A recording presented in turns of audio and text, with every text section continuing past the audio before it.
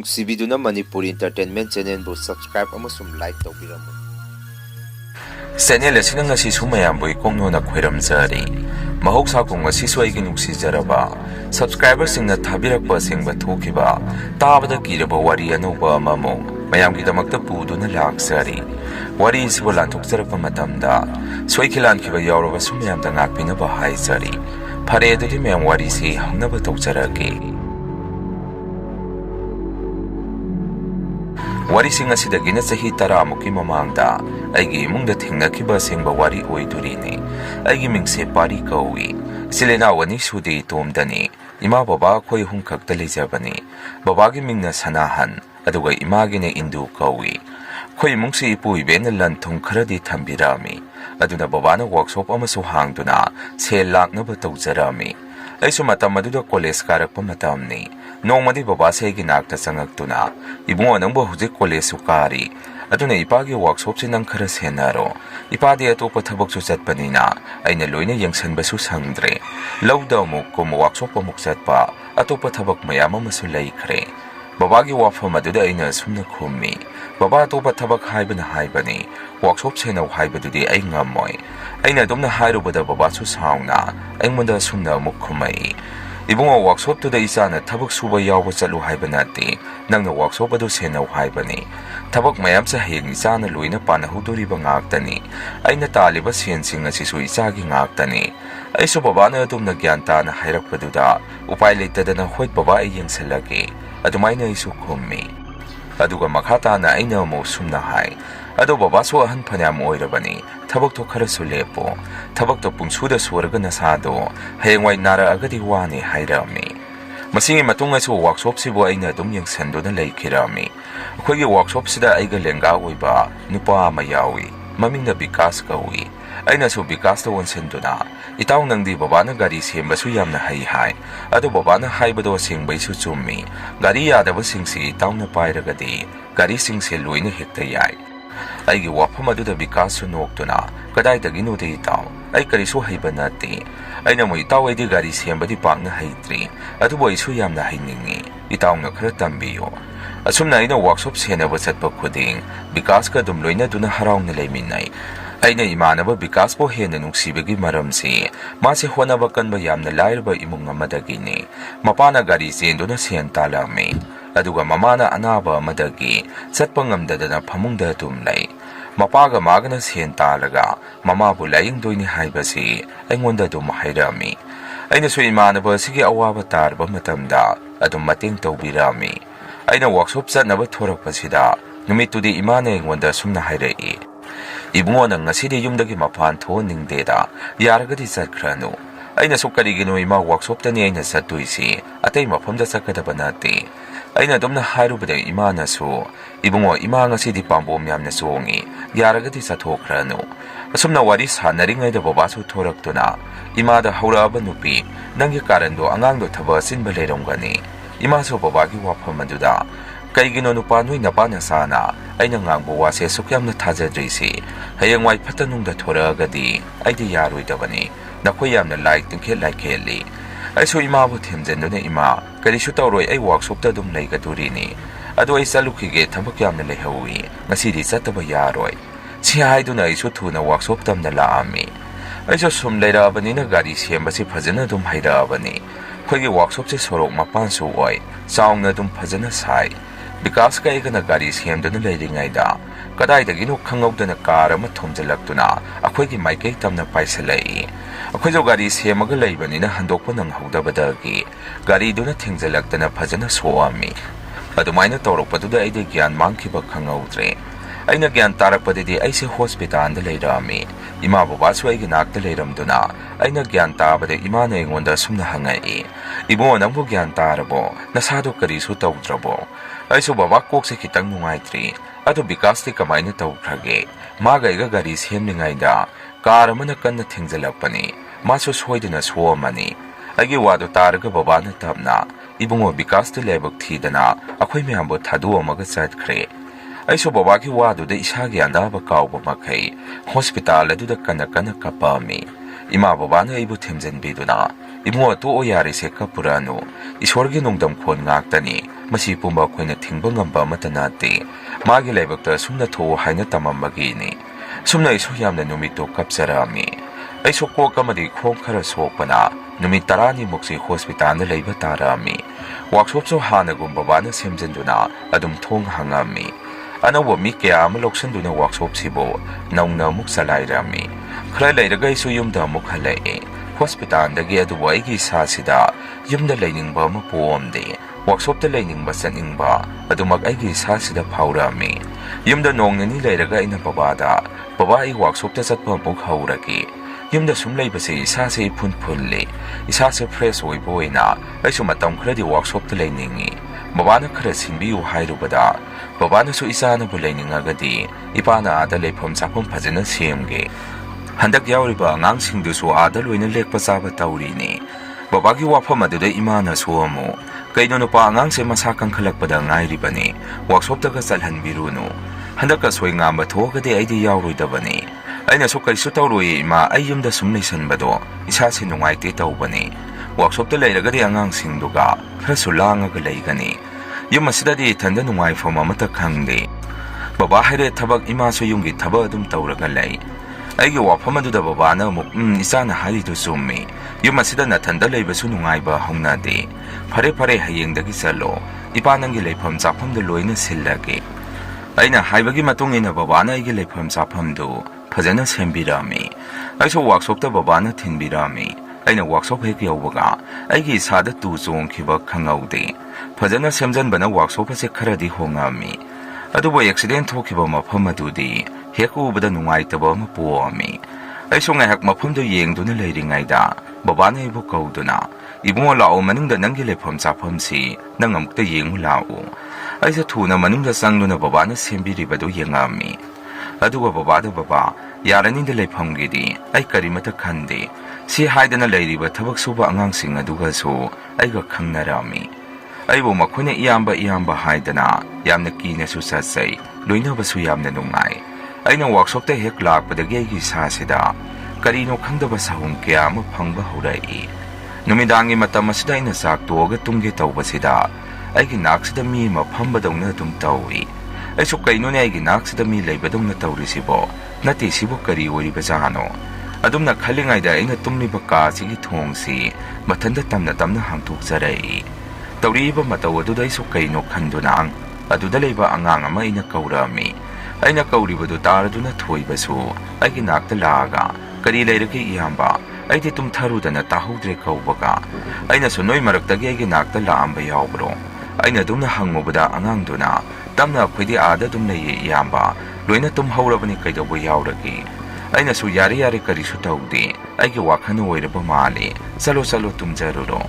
aisu wakhana oiramba su yai haidana adumak tumba themduna tumtharami ahingi matam sida aigi mangsida leikhidaba imanaba bikas ki masaksi adum toina urami aisu makeup thoraktuna hogalaga ising thaktuna ngahak lei aina adumna leiringaida su aibu kanano mana kana kauropokum makhonse tarai aisu kainone aibu kaurisibo kanano hinga sida nate sibo aigi wakhana oiduri zara aisu si khanduna thuna hogatuna angangsing tumlibaduda chattuna aisu makhoidu yengselami aina yengubadadi makhoide loina tumduna leirami aisu aibu kauribase kanano khanduna akoibadu kuyeng yengi konedi tamna mapanda thorakpasida aigi tungsida mi amana inarakpagum taurai aisu kainone taurisibu mafamsibo tasingna tamnaba haibadu oirabazara natraga leikhidaba imanaba bikas ki thawaidu mafam asida dumak leirabazara si khanduna isasida kiba phawraktana thuna muk panungda sangai aduga aigi phamungda kaduna tumboina themami numitusu hokre aina hogalakpada angang khaidi loina thabak hauduna leirami aisu angang amaki manakta sangsanduna thoiba noina hangkhai leirido mafam asida karimata tawraktabro aina dumna hangubada angangduna su karino hanisibo yamba mafam asidabu kari tawdoino karimata tawde adumna hairakpaduda isu aigi wakhana oirangani haidana mafam asida leibabu nungaibro angangsing aduna su noktuna leibagidi yamna nungaide yamba akhoi wajana so akhoi awaba taraga mateng su dum tawbi akhoi di punsi su pasidabu dum leiningabani ꯑꯉꯥꯡꯗꯨꯒꯤ ꯋꯥꯗꯨꯗ ꯑꯩꯁꯨ ꯅꯣꯛꯇꯨꯅ ꯑꯩꯁꯨ ꯉꯥꯏꯍꯥꯛ ꯂꯩꯔꯝꯃꯤ ꯇꯧꯔꯤꯕ ꯊꯕꯛꯁꯤꯡꯗꯤ ꯑꯩꯁꯨ ꯐꯖꯅ ꯌꯦꯡꯁꯜꯂꯝꯃꯤ ꯑꯩꯗꯤ ꯊꯕꯛ ꯌꯥꯎꯕꯗꯤ ꯉꯝꯃꯝꯗꯦ ꯏꯁꯥꯁꯦ ꯌꯥꯝꯅ ꯐꯒꯠꯄ ꯅꯠꯇ꯭ꯔꯤꯕꯅꯤꯅ ꯇꯥꯟꯖꯥ ꯑꯗꯨꯗ ꯏꯃꯥꯒ ꯕꯕꯥꯒꯁꯨ ꯂꯥꯛꯑꯝꯃꯤ ꯏꯕꯨꯡꯉꯣ ꯏꯆꯥꯕꯨ ꯁꯤꯗ ꯂꯩꯕꯁꯤ ꯅꯨꯡꯉꯥꯏꯕ꯭ꯔꯣ ꯀꯃꯥꯏꯅ ꯇꯧꯒꯦ ꯑꯩꯅꯁꯨ ꯌꯥꯝꯅ ꯅꯨꯡꯉꯥꯏꯌꯦ ꯕꯕꯥ ꯀꯔꯤꯁꯨ ꯊꯣꯏꯗꯣꯛꯄ ꯇꯧꯗꯦ ꯏꯅꯥꯎꯁꯤꯡ ꯑꯁꯤꯒ ꯂꯩꯕꯁꯤ ꯌꯥꯝꯅ ꯅꯨꯡꯉꯥꯏ ꯑꯩꯒꯤ ꯋꯥꯐꯝ ꯑꯗꯨꯗ ꯕꯕꯥꯅꯁꯨ ꯐꯔꯦ ꯐꯔꯦ ꯑꯗꯨꯗꯤ ꯅꯣꯏ ꯅꯨꯡꯉꯥꯏꯅ ꯂꯩꯃꯤꯟꯅꯔꯣ ꯑꯋꯥꯠ ꯑꯄꯥ ꯂꯩꯔꯒꯁꯨ ꯕꯕꯥꯗ ꯍꯥꯏꯔꯛꯑꯣ ꯑꯩꯅ ꯂꯣꯏꯅ ꯂꯩꯔꯒ ꯄꯨꯔꯛꯀꯅꯤ ꯅꯪꯁꯨ ꯁꯤꯗ ꯂꯩꯔꯕꯅꯤꯅ ꯆꯥꯕ ꯊꯛꯄꯗꯣ ꯐꯖꯅ ꯆꯥꯔꯣ ꯁꯤ ꯍꯥꯏꯔꯝꯗꯅ ꯕꯕꯥꯒ ꯏꯃꯥꯒꯁꯨ ꯑꯃꯨꯛ ꯍꯟꯈꯤꯔꯝꯃꯤ ꯅꯨꯃꯤꯠꯁꯤꯃꯗꯤ ꯑꯩꯅ ꯏꯅꯥꯎꯁꯤꯡꯗ ꯌꯦꯟ ꯆꯥꯁꯤ ꯍꯥꯏꯗꯅ ꯃꯣꯏꯗ ꯌꯦꯟ ꯈꯔ ꯂꯩꯍꯜꯂꯛꯑꯝꯃꯤ ꯑꯩꯒ ꯂꯩꯃꯤꯟꯅꯔꯤꯕꯁꯤꯡꯁꯤ ꯑꯉꯥꯡ ꯉꯥꯛꯇ ꯑꯣꯏꯔꯒꯁꯨ ꯌꯨ ꯆꯥꯛꯇꯤ ꯂꯣꯏꯅ ꯊꯛꯄ ꯑꯉꯥꯡꯁꯤꯡ ꯉꯥꯛꯇꯅꯤ ꯊꯣꯏꯕ ꯀꯧꯕ ꯑꯉꯥꯡ ꯑꯃ ꯑꯩꯒꯤ ꯅꯥꯛꯇ ꯂꯥꯛꯇꯨꯅ ꯏꯌꯥꯝꯕ ꯑꯩꯈꯣꯏ ꯏꯃꯥꯟꯅꯕꯁꯤꯡꯅ ꯉꯁꯤꯗꯤ ꯍꯤꯗꯥꯛ ꯄꯥꯏꯁꯤ ꯍꯥꯏꯔꯤ ꯑꯩꯅꯁꯨ ꯅꯣꯏꯕꯨ ꯍꯩꯕ꯭ꯔꯣ ꯍꯩꯔꯒꯗꯤ ꯑꯩꯒ ꯑꯗꯨꯝ ꯊꯛꯁꯤ ꯌꯥꯏ ꯀꯩꯅꯣ ꯊꯕꯛ ꯋꯥꯔꯒꯗꯤ ꯊꯛꯀꯗꯕꯅꯤ ꯑꯩꯅ ꯑꯗꯨꯝꯅ ꯍꯥꯏꯔꯨꯕꯗ ꯃꯣꯏꯁꯨ ꯍꯔꯥꯎ ꯍꯔꯥꯎ ꯌꯨ ꯆꯥꯛꯇꯨ ꯂꯩꯕ ꯆꯠꯈꯤꯔꯝꯃꯤ ꯑꯁꯨꯝꯅ ꯅꯨꯃꯤꯠꯁꯤꯃ ꯑꯩꯈꯣꯏꯁꯨ ꯏꯟꯁꯥꯡ ꯑꯍꯥꯎꯕ ꯑꯃ ꯊꯣꯡꯗꯨꯅ ꯑꯉꯥꯡꯁꯤꯡꯗꯨꯒ ꯑꯩꯒ ꯄꯨꯜꯂꯝꯃꯤ ꯍꯤꯗꯥꯛ ꯉꯥꯎꯔꯕꯅꯤꯅ ꯑꯩꯁꯨ ꯑꯗꯨꯝ ꯇꯨꯝꯊꯈ꯭ꯔꯦ ꯑꯩꯅ ꯃꯤꯀꯞ ꯊꯣꯔꯛꯄꯗ ꯃꯄꯥꯟꯗꯒꯤ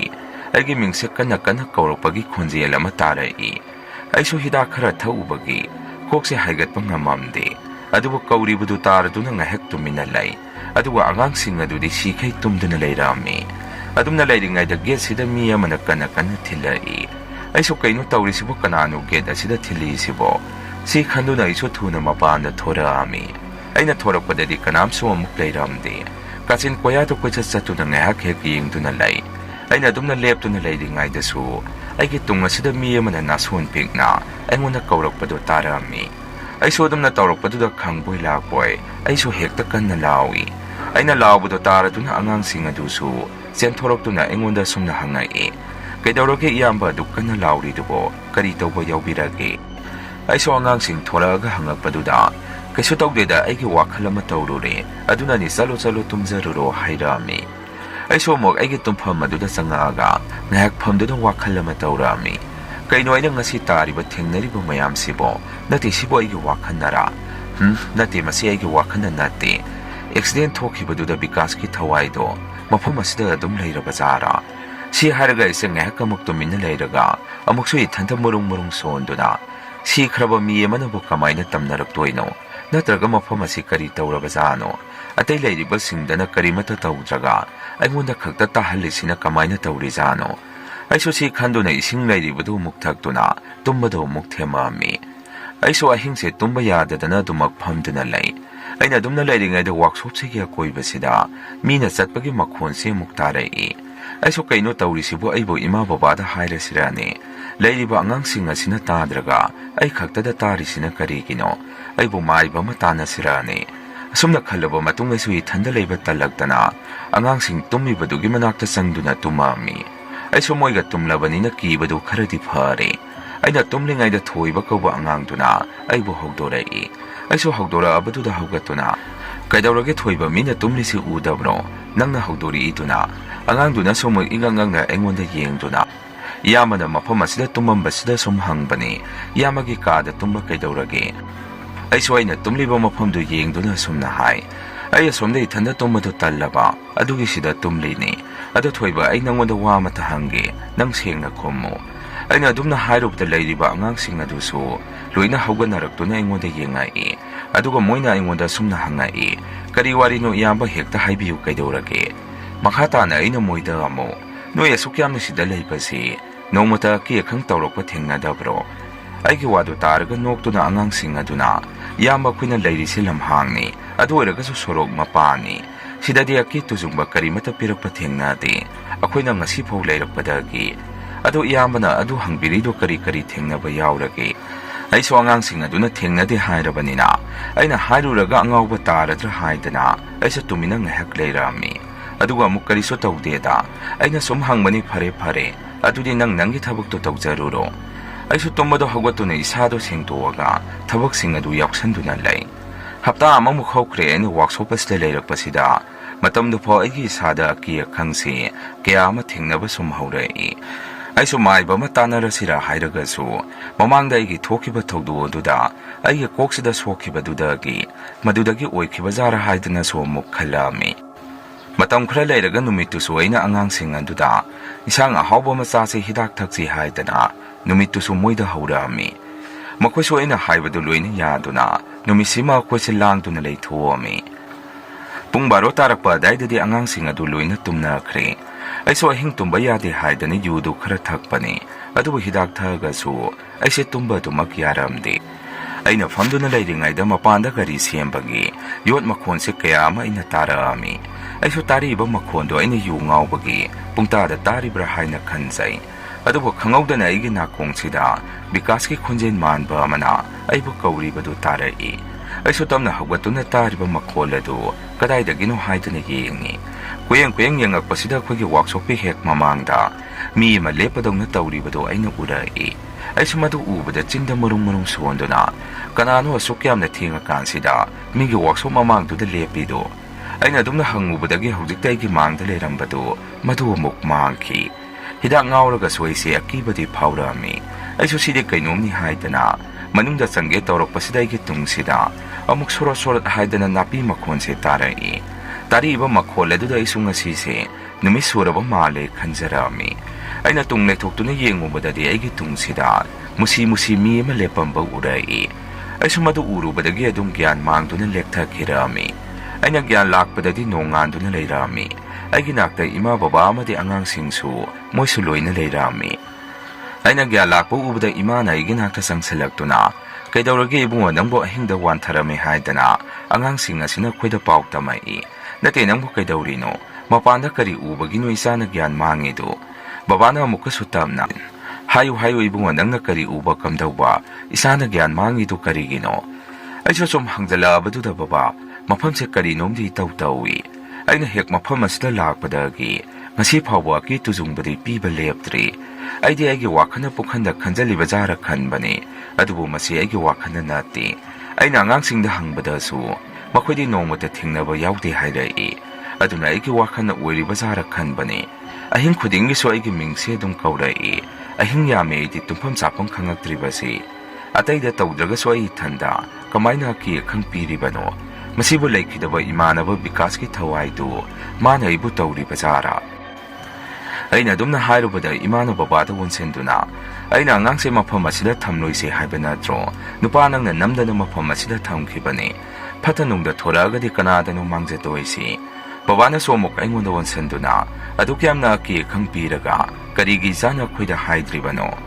nangna singnaragadi nahana babada hairaga maiba matanarambasu yai aina su baba ina singbadu tangdi khangkhige haidana tawbani hojimok babana maiba ahiba mabu kaubiyo aduwa mafamse mukta yengthonsi aina dumna haibaduda babana su yabiduna phare ai maiba mata kauba salukhige namaga na koisida phajana leiramu se haiduna baba su thuna muksat khirami phana kuina ngairba matung punga mahelaga babana maiba ma puduna lakpirami maibaduna workshop sida hek changakpaga mafamse thawai ama leibagi sahum ama ingonda phangi aina soina thengnarkhiba kayadu maibaduda loina tammi masigi matung maibaduna aigi sase yengaga mosumna hairai ibungo sega mafam asida leminaramba mafam sida accident lekhidaba angangdugi thawaini magi thawaini ibungo sibu puge haidana honarini lekhidaba nupa masadugi thawaina ibungo sibu puningi ibungo sega loina na leiningi adugi damakta tawriba ki khangni mayamdo adubo karisu warunu aina loina phanaba tawramage si haiduna maibaduna lai khuramba hawkhirami pungkhai ama muk khoiramaga babadu wonsenduna hojikti karisu thudokpa tawraro ibungo sida mafam asida leibadasu mana yamna nungaina leiba yarani maibaduna so adumna tawba loiraduna mayumda amuk thuna hankhirami asumna maibaduna yengbiramdana workshop sida aki akhang tawrambadu loina phakhirami aiso karisu thudokpa tawdrabanina workshop sida adum leirami mayam hamagi wari se matang asaida loijare ani suba wari se muk mayam da khudon tamjare wari sing asidagina sahi khargi mamangda asengba thokiba thawdo amaki wari ni aigi mingse thawba kauje isagi sahina chaurana kumapan muk sure ima pabung loina suna dum leili wari se aina sahi kunga sangapa matam matai waida thokiba thawdo koi durini aina leiriba mafam ase chingman marang yamna kaina leiba mafam amani leirak khulak koina su tawi samna hairabada khungang masa amani haibatai ꯑꯩꯁꯦ ꯏꯃꯥ ꯕꯕꯥꯒꯤ ꯑꯃꯠꯇ ꯄꯣꯛꯆꯕ ꯃꯆꯥꯅꯤ, ꯊꯛ ꯈꯥ ꯏꯆꯤꯜ ꯏꯅꯥꯎ ꯀꯅꯥꯁꯨ ꯌꯥꯎꯔꯝꯗꯦ꯫ ꯑꯗꯨꯅ ꯏꯃꯥ ꯕꯕꯥꯅ ꯑꯩꯕꯨ ꯌꯥꯝꯅ ꯂꯨꯅ ꯇꯧꯏ꯫ ꯑꯩꯅ ꯀꯔꯤꯒꯨꯝꯕ ꯑꯃꯠꯇ ꯄꯥꯝꯃꯤ ꯍꯥꯏꯕꯗ ꯃꯈꯣꯏꯅ ꯄꯤꯕꯅ ꯍꯥꯜꯂꯤ꯫ ꯑꯩꯈꯣꯏꯒꯤ ꯂꯝꯁꯤ ꯏꯙꯧꯍꯣꯏꯅ ꯃꯔꯥꯡ ꯀꯥꯏꯅ ꯑꯗꯨꯝ ꯊꯝꯕꯤꯔꯝꯃꯤ꯫ ꯑꯗꯨꯅ ꯕꯕꯥꯒ ꯏꯃꯥꯒꯅ ꯏꯟꯁꯥꯡ ꯅꯥꯄꯤꯒꯤ ꯐꯥꯔꯝ ꯇꯧꯖꯔꯝꯃꯤ꯫ ꯃꯤ ꯌꯥꯝꯕ ꯏꯃꯨꯡꯁꯨ ꯅꯠꯇꯕꯒ ꯆꯥꯕ ꯊꯛꯄꯁꯨ ꯑꯗꯨꯝ ꯃꯔꯥꯡ ꯀꯥꯏꯕ ꯏꯃꯨꯡ ꯑꯃ ꯑꯣꯏꯔꯝꯃꯤ꯫ ꯑꯩꯁꯦ ꯏꯃꯥ ꯕꯕꯥꯅ ꯂꯨꯅ ꯇꯧꯕ ꯍꯦꯟꯃꯟꯕꯗꯒꯤ ꯉꯥꯡꯅ ꯁꯛꯅꯕ ꯉꯝꯗꯕ ꯃꯤꯁꯛ ꯑꯃ ꯑꯣꯏꯔꯛꯏ꯫ ꯈꯨꯠꯇ ꯄꯩꯁꯥꯁꯨ ꯑꯗꯨꯝ ꯋꯥꯠꯍꯜꯂꯛꯇꯦ꯫ ꯑꯗꯨꯅ ꯏꯟꯈꯠꯂꯛꯄꯒꯤ ꯉꯥꯎꯅꯤꯡꯕ ꯂꯥꯡꯅꯤꯡꯕ ꯃꯇꯝꯒ ꯑꯣꯏꯕꯒ ꯑꯩꯁꯦ ꯅꯤꯁꯥꯁꯨ ꯁꯤꯖꯤꯟꯅꯕ ꯍꯧꯔꯕꯅꯤ꯫ ꯌꯨ ꯆꯨꯔꯨꯞꯅ ꯆꯤꯡꯕꯗꯒꯤ ꯍꯦꯟꯇꯣꯔꯛꯇꯅ ꯇꯦꯕ꯭ꯂꯦꯠ ꯐꯥꯎꯕ ꯆꯥꯕ ꯍꯧꯔꯕꯅꯤ꯫ ꯑꯗꯨꯕꯨ ꯕꯕꯥꯅ ꯅꯣꯡꯃ ꯑꯩꯒꯤ ꯐꯨꯔꯤꯠꯈꯥꯎꯗꯒꯤ ꯇꯦꯕ꯭ꯂꯦꯠ ꯈꯔ ꯌꯥꯎꯔꯝꯕ ꯊꯦꯡꯅꯕꯗꯒꯤ ꯕꯕꯥꯅ ꯑꯩꯁꯦ ꯌꯥꯝꯅ ꯊꯤꯅ ꯐꯨꯈꯤ꯫ ꯃꯗꯨꯗꯒꯤ ꯑꯩꯁꯦ ꯒꯨꯂꯤ ꯆꯥꯕ, ꯇꯦꯕ꯭ꯂꯦꯠ ꯆꯥꯕꯁꯦ ꯇꯣꯛꯈꯤꯕꯅꯤ꯫ ꯌꯨ ꯆꯨꯔꯨꯞꯇ ꯑꯃꯨꯛ ꯇꯥꯈꯤ꯫ ꯑꯩꯅ ꯄꯨꯜꯂꯤꯕ ꯏꯃꯥꯟꯅꯕꯁꯤꯡ ꯑꯁꯤꯁꯨ ꯑꯩꯒꯨꯝꯅ ꯃꯃꯥ ꯃꯄꯥꯅ ꯋꯥꯔꯛꯄ ꯉꯝꯗꯕ ꯉꯥꯛꯇꯅꯤ꯫ ꯑꯩꯅ ꯃꯇꯝ ꯑꯗꯨꯗ ꯇꯧꯔꯤꯕꯁꯤ ꯅꯣꯡ ꯍꯦꯛ ꯉꯥꯟꯕꯗꯒꯤ ꯌꯨꯝꯗꯒꯤ ꯊꯣꯛꯈ꯭ꯔꯒ ꯅꯨꯃꯤꯗꯥꯡꯒꯤ ꯃꯝꯂꯕ ꯃꯇꯝ ꯑꯗꯨꯗ ꯌꯨꯝꯗ ꯑꯗꯨꯝ ꯍꯟꯖꯟꯗꯨꯔꯤꯅꯤ꯫ ꯑꯁꯨꯝꯅ ꯌꯨꯝꯗꯒꯤ ꯊꯣꯛꯈ꯭ꯔꯒ ꯀꯔꯥꯏꯗꯅꯣ ꯈꯪꯗꯦ ꯏꯃꯥꯟꯅꯕ ꯈꯔꯒ ꯒꯥꯔꯤ ꯃꯆꯥꯗ ꯀꯣꯏꯕ ꯈꯔ ꯆꯠ, ꯂꯥꯏꯕꯨꯡꯗ ꯒꯟꯖꯥ ꯈꯔ ꯆꯤꯡ, ꯕꯦꯟꯗꯔꯗ ꯌꯨ ꯈꯔ ꯊꯛ, ꯑꯗꯨꯃꯥꯏꯅ ꯇꯧꯗꯨꯅ ꯑꯗꯨꯝ ꯅꯣꯡꯃꯒꯤ ꯃꯇꯝꯁꯤ ꯍꯧꯈꯤꯕ ꯈꯪꯍꯧꯗꯦ꯫ ꯑꯁꯨꯝꯅ ꯈꯨꯜꯂꯛ ꯁꯥ ꯑꯃꯒꯤ ꯄꯨꯟꯁꯤꯒꯨꯝ ꯍꯤꯡꯂꯕꯅꯤꯅ ꯕꯕꯥ ꯏꯃꯥꯒꯤ ꯐꯥꯔꯝꯒꯤ ꯊꯕꯛ ꯑꯗꯨꯗ ꯃꯇꯦꯡ ꯈꯖꯤꯛꯇ ꯐꯥꯎꯕ ꯄꯥꯡꯉꯝꯗꯦ꯫ ꯏꯃꯥ ꯕꯕꯥꯅꯗꯤ ꯐꯅꯌꯥꯝꯗꯤ ꯑꯩꯕꯨ ꯉꯥꯡꯕ ꯁꯛꯄ ꯇꯧꯏ꯫ ꯑꯗꯨꯕꯨ ꯃꯤ ꯑꯃꯅ ꯂꯧꯔꯣꯏ ꯍꯥꯏꯗꯅ ꯂꯧꯈꯤꯗ꯭ꯔꯕꯗꯤ ꯎꯄꯥꯏ ꯂꯩꯇꯦ ꯍꯥꯏꯕꯗꯨꯅꯤ꯫ ꯑꯩꯗꯤ ꯉꯥꯎꯁꯟꯅꯕ ꯍꯜꯂꯝꯗꯦ꯫ ꯂꯩꯀꯥꯏꯗ ꯃꯌꯥꯝꯅ ꯉꯥꯡꯅꯕ ꯃꯤꯁꯛ ꯑꯃꯁꯨ ꯑꯩꯁꯦ ꯑꯣꯏꯔꯝꯃꯤ꯫ ꯑꯁꯨꯝꯅ ꯅꯣꯡꯃꯗꯤ ꯅꯨꯃꯤꯠꯇꯨ ꯆꯠꯄ ꯌꯥꯕ ꯆꯠꯂꯨꯔꯒ ꯏꯃꯥꯟꯅꯕ ꯈꯔꯒ ꯑꯩꯒꯁꯦ ꯌꯨꯝꯂꯣꯝꯗ ꯍꯜꯂꯛꯄꯁꯤꯗ ꯏꯃꯥꯟꯅꯕ ꯍꯦꯔꯣ ꯀꯧꯕ ꯑꯃꯅ ꯂꯩꯀꯥꯏꯒꯤ ꯉꯥꯅꯨ ꯌꯥꯝꯅ ꯂꯣꯏꯕ ꯏꯃꯨꯡ ꯑꯃꯗꯒꯤ ꯉꯥꯅꯨ ꯍꯨꯔꯥꯜꯂꯨꯁꯤ ꯍꯥꯏꯗꯅ ꯍꯧꯗꯣꯔꯛꯏ꯫ ꯂꯥꯛꯃꯤꯟꯅꯔꯤꯕ ꯃꯌꯥꯝ ꯑꯗꯨꯁꯨ ꯍꯣꯏ ꯍꯣꯏ ꯌꯥꯅꯗꯨꯅ ꯑꯐ ꯐꯠꯇ ꯈꯟꯊꯍꯧꯗꯅ ꯃꯤꯒꯤ ꯉꯥꯅꯨ ꯑꯗꯨ ꯍꯨꯔꯥꯜꯂꯒ ꯑꯩꯈꯣꯏ ꯃꯌꯥꯝꯁꯦ ꯆꯥꯛ ꯆꯥꯊꯣꯛꯑꯝꯃꯤ꯫ ꯃꯁꯤꯗꯒꯤ ꯃꯍꯩ ꯀꯅꯥꯅ ꯍꯨꯔꯥꯟꯕꯅꯣ ꯊꯤꯒꯠꯂꯛꯄꯗ ꯂꯩꯀꯥꯏ ꯑꯁꯤꯗ ꯑꯩꯈꯣꯏ ꯅꯠꯇꯅ ꯍꯨꯔꯥꯟꯕꯤꯅꯕ ꯂꯩꯇꯦ ꯍꯥꯏꯕꯁꯤ ꯈꯪꯅꯔꯕ ꯉꯥꯛꯇꯅꯤ꯫ ꯑꯗꯨꯅ ꯑꯗꯨꯝ ꯑꯩꯈꯣꯏꯁꯦ ꯐꯥꯔꯛꯑꯝꯃꯤ꯫ ꯕꯕꯥ ꯏꯃꯥꯁꯨ ꯌꯥꯝꯅ ꯏꯀꯥꯏꯖꯔꯝꯃꯤ꯫ ꯌꯨꯝꯗ ꯂꯥꯛꯇꯨꯅ ꯕꯕꯥ ꯏꯃꯥꯗꯁꯨ ꯉꯥꯅꯨ ꯃꯄꯨ ꯑꯗꯨꯅ ꯌꯥꯝꯅ ꯊꯤꯅ ꯆꯩꯔꯝꯃꯤ꯫ ꯃꯁꯤꯗꯒꯤ ꯕꯕꯥꯅ ꯑꯩꯈꯣꯏ ꯃꯌꯥꯝꯅ ꯍꯨꯔꯥꯜꯂꯒ ꯆꯥꯔꯨꯕ ꯉꯥꯅꯨ ꯃꯃꯟꯗꯨ ꯃꯗꯨ ꯍꯟꯖꯜꯂꯛꯑꯝꯃꯤ꯫ ꯕꯕꯥ ꯏꯃꯥꯗꯤ ꯃꯤꯡꯆꯠ ꯑꯩꯅ ꯌꯥꯝꯅ ꯊꯤꯍꯜꯂꯛꯑꯝꯃꯤ꯫ ꯑꯗꯨꯕꯨ ꯃꯄꯥ ꯃꯃꯥ ꯑꯣꯏꯕꯁꯤꯡꯅ ꯃꯆꯥꯕꯨ ꯅꯨꯡꯁꯤꯕꯗꯤ ꯈꯛ ꯃꯌꯦꯡ ꯇꯥꯗꯦ ꯍꯥꯏꯕꯗꯨꯅꯤ꯫ ꯑꯁꯨꯝꯅ ꯃꯤꯃꯥꯡ ꯊꯣꯛꯑꯁꯤ ꯐꯥꯎꯗ ꯕꯕꯥꯒ ꯏꯃꯥꯒꯅ ꯑꯩꯕꯨ ꯈꯔ ꯉꯥꯡ ꯆꯩꯕꯗꯒꯤ ꯍꯦꯟꯅ ꯀꯔꯤꯁꯨ ꯑꯍꯦꯟꯕ ꯇꯧꯕꯤꯔꯝꯗꯦ꯫ ꯑꯩꯒꯤ ꯁꯥꯖꯠꯇꯁꯨ ꯑꯍꯣꯡꯕ ꯂꯩꯔꯝꯗꯦ꯫ ꯍꯥꯟꯅꯒꯤ ꯍꯥꯃꯨ ꯑꯗꯨꯝ ꯑꯣꯏꯔꯝꯃꯤ꯫ ꯕꯕꯥꯗꯤ ꯍꯥꯏꯕꯗ ꯀꯥꯟꯅꯔꯔꯣꯏ ꯈꯪꯉꯕ꯭ꯔꯥ ꯈꯪꯗꯦ ꯀꯌꯥ ꯑꯩꯉꯣꯟꯗ ꯉꯥꯡ ꯁꯛꯈꯤꯗ꯭ꯔꯦ꯫ ꯑꯌꯥꯝꯕ ꯃꯇꯝꯗ ꯐꯥꯔꯝꯗ ꯑꯗꯨꯝ ꯊꯕꯛ ꯁꯨꯗꯨꯅ ꯂꯩꯈꯤ꯫ ꯑꯁꯨꯝꯅ ꯃꯇꯝꯗꯤ ꯁꯨꯝ ꯍꯧꯖꯤꯟꯈꯤꯕꯅ ꯅꯤꯡꯊꯝ ꯊꯥꯒꯤ ꯃꯇꯝꯁꯨ ꯑꯃꯨꯛ ꯌꯧꯁꯜꯂꯛꯏ꯫ ꯃꯇꯝ ꯑꯁꯤꯗꯅ ꯍꯦꯟꯅ ꯑꯩꯒꯤ ꯅꯨꯡꯉꯥꯏꯖꯕꯤ ꯑꯣꯏꯔꯝꯃꯤ꯫ ꯃꯔꯝꯗꯤ ꯅꯤꯡꯊꯝ ꯊꯥꯒꯤ ꯏꯪꯂꯕ ꯃꯇꯝ ꯑꯁꯤꯗ ꯑꯩꯈꯣꯏ ꯏꯃꯥꯟꯅꯕ ꯈꯔ ꯄꯨꯟꯁꯤꯟꯗꯨꯅ ꯅꯨꯃꯤꯗꯥꯡꯁꯦ ꯊꯦꯡꯅ ꯐꯥꯎꯕ ꯂꯧꯕꯨꯛꯇ ꯂꯧ ꯌꯩꯈꯤꯕꯒꯤ ꯆꯔꯨꯁꯤꯡ ꯑꯗꯨ ꯃꯩ ꯇꯤꯛꯇꯨꯅ ꯂꯩꯅꯔꯝꯃꯤ꯫ ꯌꯥꯝꯅꯁꯨ ꯅꯨꯡꯉꯥꯏ ꯃꯇꯝꯗꯨ ꯅꯤꯁꯥ ꯆꯥꯕꯒꯤ ꯋꯥꯐꯝ ꯑꯗꯨꯅ ꯑꯇꯣꯞꯄ ꯑꯃꯗ ꯊꯝꯈ꯭ꯔꯒ ꯑꯩꯈꯣꯏ ꯄꯨꯜꯂꯤꯕ ꯀꯥꯡꯕꯨꯁꯤꯡ ꯑꯗꯨꯗꯒꯤ ꯏꯁꯩ ꯁꯛꯄ ꯍꯩꯕ ꯏꯃꯥꯟꯅꯕ ꯑꯃꯁꯨ ꯌꯥꯎꯏ꯫ ꯃꯥꯒꯤ ꯃꯃꯤꯡꯅ ꯇꯣꯝꯊꯤꯟ ꯀꯧꯏ꯫ ꯇꯣꯝꯊꯤꯟꯁꯦ ꯑꯃꯒꯤ ꯋꯥ ꯅꯠꯇꯅ ꯃꯥ ꯃꯁꯥꯒꯤ ꯑꯣꯏꯅ ꯏꯁꯣꯔꯅ ꯈꯣꯟꯖꯦꯜꯁꯤ ꯐꯖꯅ ꯑꯗꯨꯝ ꯄꯤꯊꯣꯛꯆꯔꯛꯄ ꯃꯤꯅꯤ꯫ ꯑꯁꯨꯝꯅ ꯑꯩꯈꯣꯏꯅ ꯃꯩ ꯇꯤꯛꯄ ꯃꯇꯝꯗ ꯑꯌꯥꯝꯕꯗ ꯇꯣꯝꯊꯤꯟꯅ ꯃꯥꯒꯤ ꯒꯤꯇꯔ ꯑꯗꯨ ꯄꯨꯊꯣꯔꯛꯇꯨꯅ ꯑꯩꯈꯣꯏ ꯃꯌꯥꯝꯁꯤ ꯏꯁꯩ ꯑꯗꯨꯝ ꯁꯛꯃꯤꯟꯅꯩ꯫ ꯌꯥꯝꯅꯁꯨ ꯅꯨꯡꯁꯤ ꯃꯇꯝꯗꯨ꯫ ꯆꯩꯔꯛ ꯑꯁꯤꯗ ꯌꯥꯝꯅ ꯂꯨꯔꯤꯕ ꯑꯃꯅ ꯑꯩꯈꯣꯏ ꯂꯩꯀꯥꯏ ꯑꯁꯤꯗ ꯃꯁꯛ ꯈꯪꯗꯕ ꯃꯤꯑꯣꯏ ꯑꯃꯅ ꯂꯥꯏ ꯁꯥꯟꯅꯁꯜꯂꯝꯗꯅ ꯂꯩꯀꯥꯏ ꯑꯁꯤ ꯇꯝꯅꯔꯦ ꯍꯥꯏꯕ ꯄꯥꯎ ꯑꯃꯁꯨ ꯇꯥꯟꯅꯔꯝꯃꯤ꯫ ꯅꯨꯃꯤꯗꯥꯡ ꯅꯠꯇ꯭ꯔꯒꯁꯨ ꯅꯨꯡꯊꯤꯟ ꯅꯨꯃꯤꯠ ꯆꯞ ꯌꯨꯡꯈꯠꯂꯛꯄ ꯃꯇꯝꯁꯤꯗꯒ ꯃꯤ ꯑꯃꯇꯪ ꯇꯔꯤꯛ ꯆꯠꯂꯨꯔꯕꯗꯤ ꯅꯨꯡ ꯂꯪꯁꯜꯂꯛꯄ ꯃꯁꯛ ꯎꯗꯕ ꯃꯤ ꯑꯃꯅ ꯀꯧꯔꯛꯄ ꯃꯁꯤꯅꯆꯤꯡꯕꯁꯤ ꯍꯦꯛꯇ ꯇꯥꯏ ꯍꯥꯏꯗꯅ ꯂꯩꯀꯥꯏ ꯑꯁꯤꯗ ꯋꯥ ꯂꯥꯎꯅꯔꯝꯃꯤ꯫ ꯅꯣꯡꯃ ꯑꯃꯅ ꯑꯩꯈꯣꯏ ꯂꯩꯀꯥꯏꯒꯤ ꯑꯣꯛꯇꯣ ꯊꯧꯕ ꯀꯀꯥ ꯔꯣꯃꯦꯁꯅ ꯊꯦꯡꯅ ꯒꯥꯔꯤ ꯂꯥꯏꯟ ꯆꯠꯂꯨꯔꯒ ꯍꯜꯂꯛꯄꯁꯤꯗ ꯃꯃꯥꯏ ꯃꯃꯤꯠ ꯁꯤꯠ ꯅꯥꯟꯕ ꯃꯤ ꯑꯃꯅ ꯒꯥꯔꯤ ꯈꯥꯝꯃꯛꯏ ꯍꯥꯏ꯫ ꯃꯗꯨꯗꯒꯤ ꯄꯥꯈꯠꯈꯤꯗꯅ ꯒꯥꯔꯤ ꯑꯗꯨ ꯀꯟꯇ꯭ꯔꯣꯜ ꯉꯝꯍꯧꯗꯕꯗꯒꯤ ꯂꯝꯕꯦꯟ ꯃꯄꯥꯟꯗ ꯍꯧꯔꯤꯕ ꯅꯥꯁꯤꯛ ꯄꯥꯟꯕꯤ ꯑꯃꯗ ꯒꯥꯔꯤꯗꯨ ꯊꯣꯝꯖꯤꯟꯕꯗꯒꯤ ꯈꯔ ꯊꯤꯅ ꯁꯣꯛꯈꯤꯔꯝꯃꯤ꯫ ꯑꯁꯨꯝꯅ ꯄꯥꯎ ꯖꯥꯠꯁꯤ ꯇꯥꯟꯅꯔꯛꯄꯗꯒꯤ ꯏꯃꯥꯅ ꯑꯩꯕꯨ ꯃꯄꯥꯟ ꯊꯣꯛꯀꯅꯨ, ꯊꯦꯡꯅ ꯃꯝꯅ ꯍꯜꯂꯛꯀꯅꯨ ꯍꯥꯏꯗꯅ ꯑꯗꯨꯝ ꯆꯩꯕ ꯍꯧꯔꯛꯏ꯫ ꯑꯩꯗꯤ ꯏꯃꯥꯅ ꯍꯥꯏꯔꯤꯕꯗꯨ ꯂꯧꯕꯒꯤ ꯃꯍꯨꯠ ꯀꯔꯤꯁꯨ ꯇꯧꯔꯣꯏ ꯏꯃꯥ, ꯑꯩꯈꯣꯏꯅ ꯂꯥꯏ ꯀꯤꯒꯗꯕ ꯅꯠꯇꯦ, ꯂꯥꯏꯅ ꯃꯤ ꯀꯤꯒꯗꯕꯅꯤ ꯍꯥꯏꯗꯅ ꯑꯗꯨꯝ ꯏꯃꯥꯗ ꯍꯥꯏ꯫ ꯏꯃꯥꯅꯁꯨ ꯅꯪ ꯅꯁꯥꯗ ꯊꯦꯡꯅꯔꯀꯥꯟꯗ ꯈꯪꯒꯅꯤ, ꯏꯕꯨꯡꯉꯣ ꯇꯧꯅꯨꯍꯦ ꯍꯥꯏꯗꯅ ꯌꯥꯝꯅ ꯊꯤꯅ ꯆꯩꯔꯝꯃꯤ꯫ Lekayda paw anauba tabada lepamde kanagumana haibada khungi lamlong mari phangba duda lai sanakibagi pochai khara tarame khara ha mangdagi maitan pekibagi khudam khara leirame hai amada pawsi puktamda tamnarami kayam yamna chumliba pawno haibadudi khangde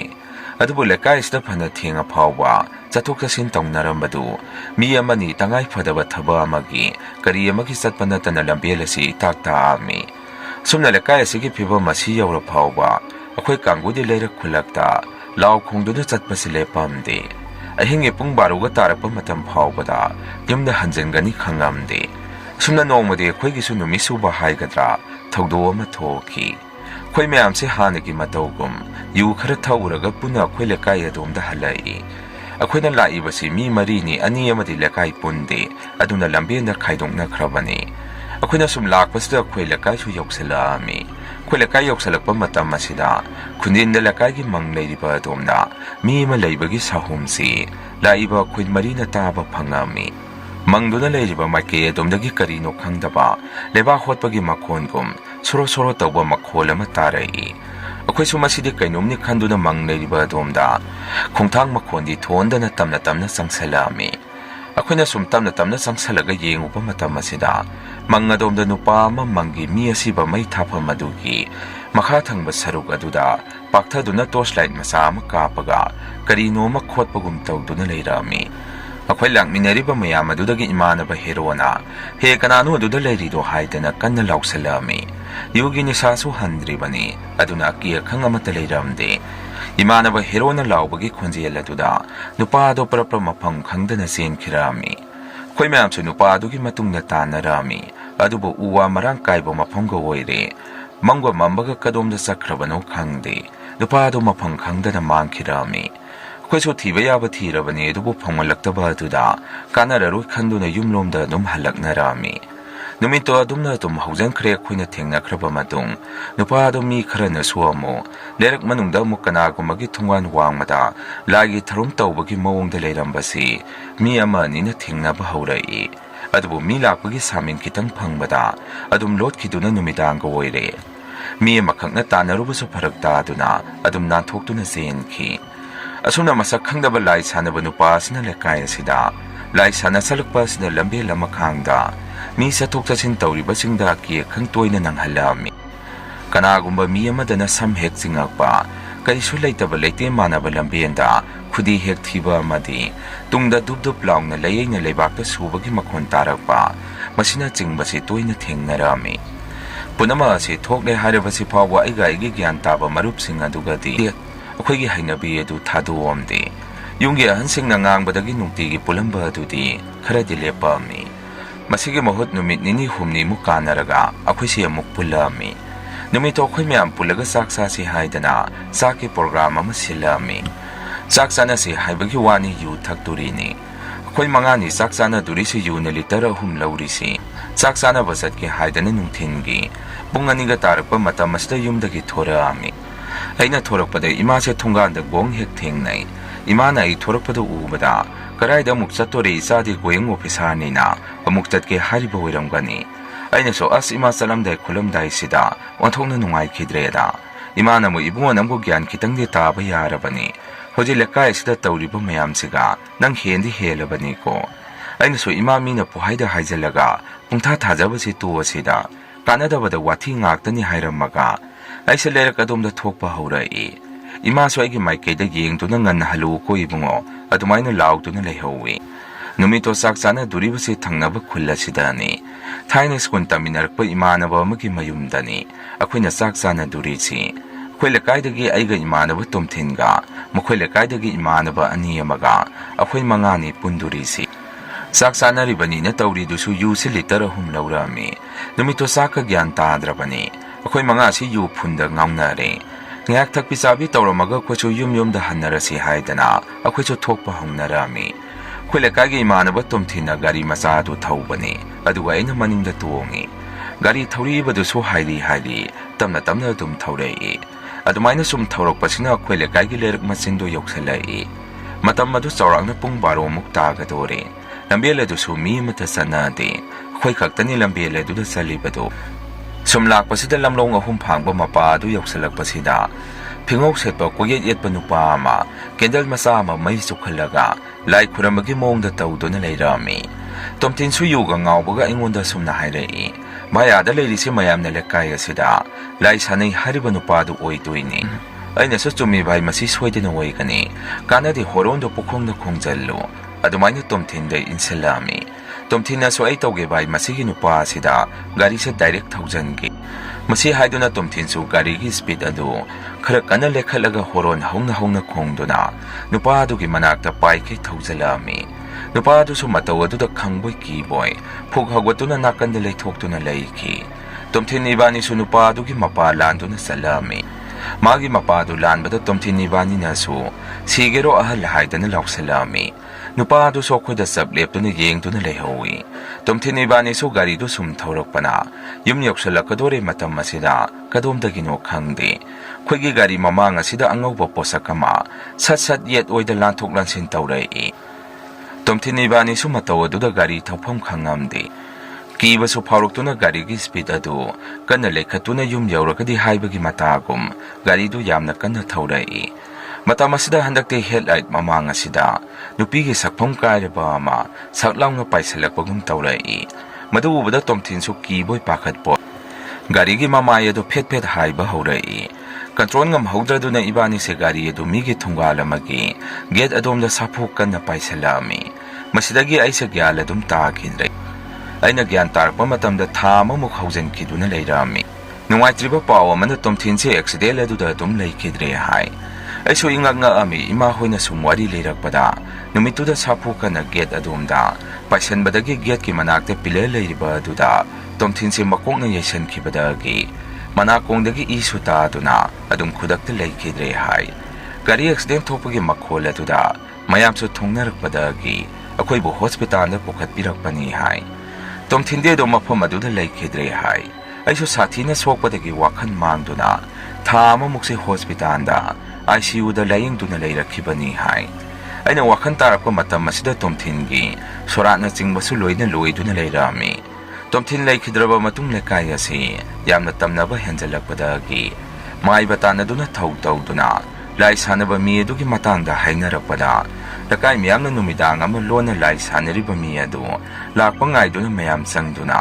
ꯅꯝꯗꯅ ꯐꯥꯔꯒ ꯐꯖꯅ ꯐꯨꯔꯕ ꯃꯇꯨꯡ ꯄꯨꯂꯤꯁꯇ ꯁꯤꯟꯅꯈꯤ꯫ ꯃꯁꯤꯗꯒꯤ ꯂꯩꯀꯥꯏꯗ ꯇꯝꯅꯔꯝꯕꯁꯤꯡ ꯑꯗꯨ ꯂꯣꯏꯅ ꯐꯈꯤ꯫